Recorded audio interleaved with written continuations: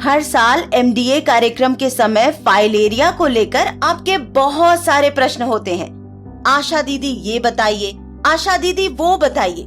इस बार मैं डॉक्टर साहब को साथ में लेकर आई हूँ। आप इनसे अपने सारे सवाल पूछ सकते हैं, जिनका डॉक्टर साहब सही जानकारी देंगे और आपके मन की हर शंका और गलतफहमियों को दूर कर देंगे। डॉक्टर साहब, ये फाइलेरिया वाइलेरिया मुझे तो नहीं होगा? जी नहीं, ऐसा कुछ लोग सोचते हैं, पर ये सच नहीं है। फाइलेरिया किसी को भी हो सकता है।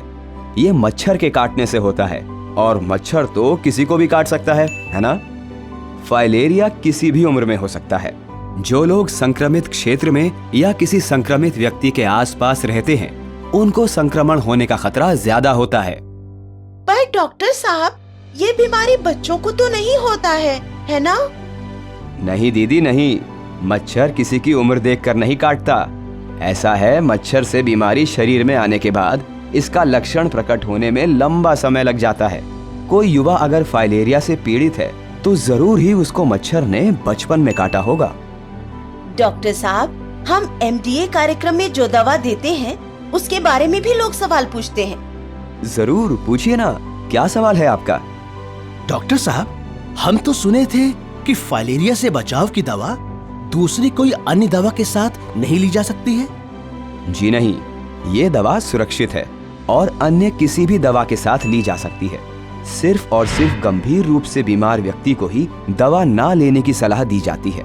फाइलेरिया तो सुना था कि अपने माँ बाप से आता है, यानी वंशानुगत बीमारी है। जी नहीं, ये बीमारी वंशानुगत नहीं है। ये मच्छर के काटने से होने वाली बीमारी है और ये किसी को भी हो सकती है। डॉक्टर साहब, ये दवा सरकार से मुफ्त में मिलती है, तो क्या ये असरदार होती है?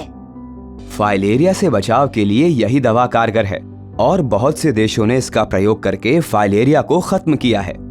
ये दवा सभी फाइलेरिया प्रभावित क्षेत्रों में खिलाई जाती है, अतः इसको स्वास्थ्य कर्मी के सामने खाना अनिवार्य है। हमको तो किसी ने बोला था कि केवल एल्बेंडाजोल टैबलेट का सेवन करना चाहिए, अन्य दवा का नहीं। नहीं, फाइलेरिया की रोकथाम के लिए केवल एक दवा प्रभावी नहीं है।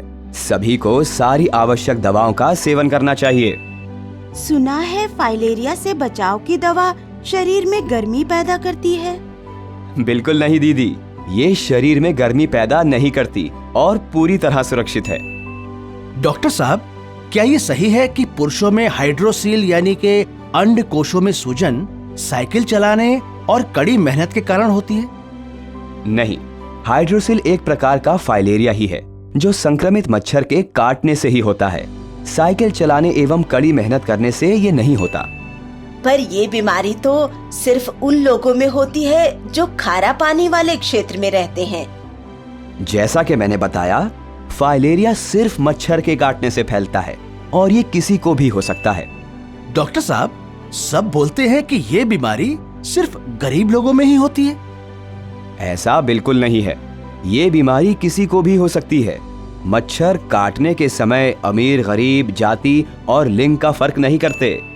याद रहे, फाइलेरिया के रोकथाम के लिए मच्छरदानी का प्रयोग करें, अपने आसपास जल जमाव न होने दें और एमडीए के दौरान सरकार द्वारा मुफ्त दी जाने वाली फाइलेरिया से बचाव की दवा खाएं।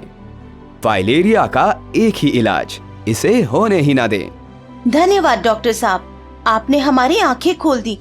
हम एमडीए के दौरान फाइलेरिया से बचाव की दवा जरूर खाएंगे। मिलकर रोकेंगे फाइलेरिया।